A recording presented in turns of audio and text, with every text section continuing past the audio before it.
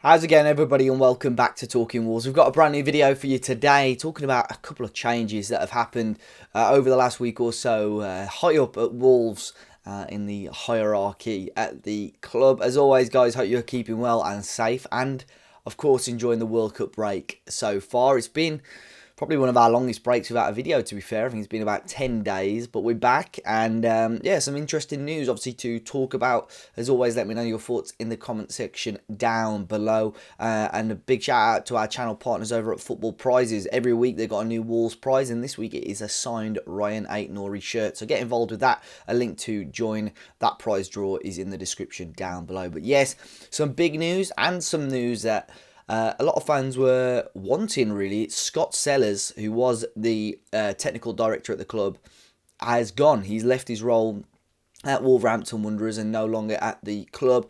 Of course, we remember during the 4-0 defeat to Leicester City, a lot of fans chanting for Sellars to leave the club and for him to be sacked. And there's been talks over the last number of months, apparently, that Sellars, even before the fans were chanting, was looking at possibly moving away from the club.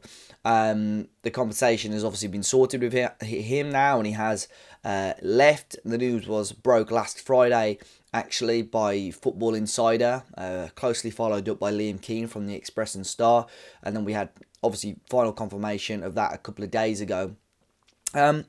It's an interesting one. Obviously, Scott Sellars, he joined the club a number of years ago, 2014. Initially joined as an under-21s manager, then quickly moved up into a head of development role, an academy manager role, and then obviously most recently technical director role. The one thing, and I gave Scott Sellars credit for this on one of our most recent podcasts, is his ability to spot young talent and his ability to actually bring them to Wolverhampton Wanderers. We saw that a number of times with the English talent that he was able to bring in and sign. He brought in a number of players. Most recently, the likes of Joe Hodge, who was broken into the first team. Scott Sellars was a big part of bringing him into the club. So I think you have to praise him for that side of his job. But I think the difficulty with Scott Sellars is that obviously he was always going to have a difficult battle in regards to trying to get deals over the line with the likes of George Mendes involved in the club. It was always going to be a difficult job for him, because as soon as things aren't going to plan, fans aren't going to blame George Mendes. They're going to blame whoever is the sort of face of the football club. And at the time, it was Scott Sellars when things have started to not go so well. So when you sack a manager like we have done with Bruno Lage, like we did, I suppose, with Nuno as well, and things continue to not do so well, that they're the people that you look towards. I think we've spoke to players on the channel, as you know, and people around the club. I don't think he's the best person for players to go and talk to. I don't think he fills you with the most confidence, because as the technical director or director of football, whatever role he actually he took at the club, that's his job, to make sure things are working for the players and for the club. Contract negotiations haven't worked out too well. Of course, with Adama Traore, we don't know what's going to happen with him. And obviously he would have helped broker a number of deals, such as the Adama Traore to Barcelona one, which was a huge waste of time in my opinion. So Sellars has gone anyway. There's good, I think, there is going to be a club out there that he'll do well for. I think he has got his strengths as in a football capacity as a person, but there's obviously weaknesses for him as well.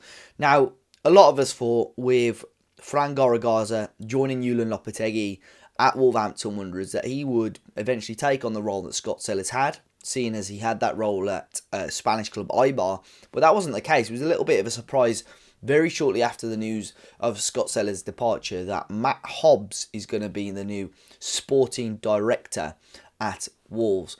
Now, Matthew Hobbs was somebody that was actually spoken about a fair bit during the summer, because there were lots of deals for players in South America that Wolves are looking at and trying to broker.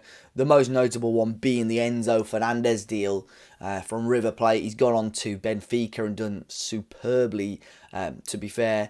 And Matt Hobbs was the almost, I want to say face of it, but I didn't even, until this week, I didn't even know what Matt Hobbs looks like. a lot of South American reporters were saying Matt Hobbs is coming over to Argentina to have a look and try and broker a deal and so on. For whatever reason, that didn't happen. Some reports saying that Jeff Shee pulled the plug on that deal. But Matt Hobbs is going to come in as sporting director. Now, his job is going to be to look after the sporting and performance departments of the club.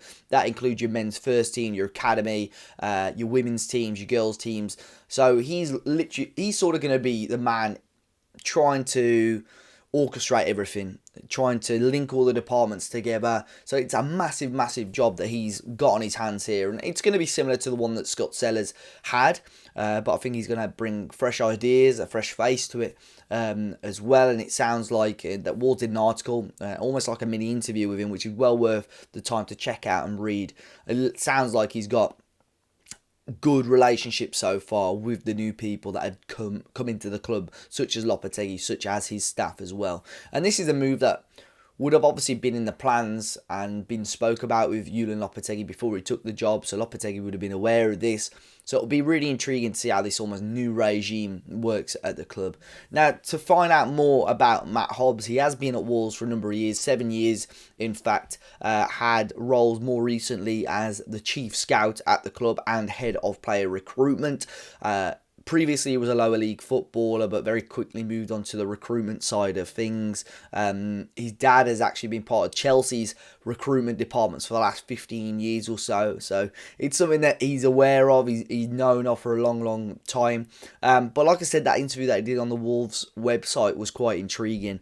A couple of the quotes that I've picked out there, he said 90% of his job between now and the end of the January transfer window will be based on bringing players into the club. A key part of his role will be focused on making sure those who arrive at Molineux are the right type of person as well as the right fit for Lopetegui. Now, I heard this before because there's some world-class footballers, there's some top players, but you sometimes wonder, why is this player not gone on to greater things, or why is this player not gone to this club? And a lot of it is due to the attitude of a player. I suppose some people could say, well, why did Wolves sign Diego Costa? But you've seen the effect and impact he can have on the dressing room behind the scenes. He's not a toxic individual. He brings players together. He's got that experience. But I remember a friend of mine is an analyst, and he brought things up like that. And the amount of references you have to get before you sign a player is like unheard of. And that was spoken about in that interview as well with Boubacar Traoré and a number of players, that the club had countless amounts of references about how good this person was on and off the pitch. And as fans, you don't sort of take that stuff into account, but obviously to hear it officially sort of there on the Wolves website is obviously quite intriguing. And another thing he said is that Lopetegui will not sign a player that he has not spoken to. So before Wolves say yes, it's a done deal, Lopetegui wants to meet the player in person, or whether that be over a Zoom meeting.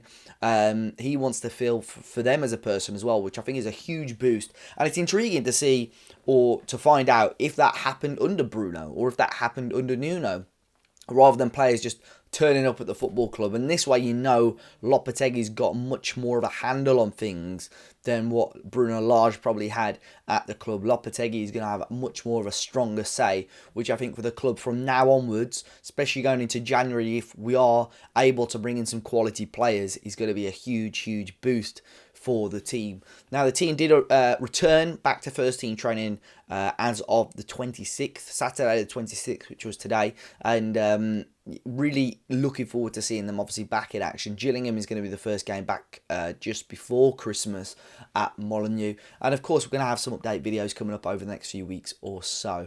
So guys, thank you very much for tuning in again. Hopefully you enjoy the World Cup. Be sure to hit the like button, subscribe to the channel if you're new, and let me know your thoughts on the departure of Scott Sellars and Matt Hobbs getting his new role as a sporting director at the club. Until the next time, guys, I'll see you all very, very soon.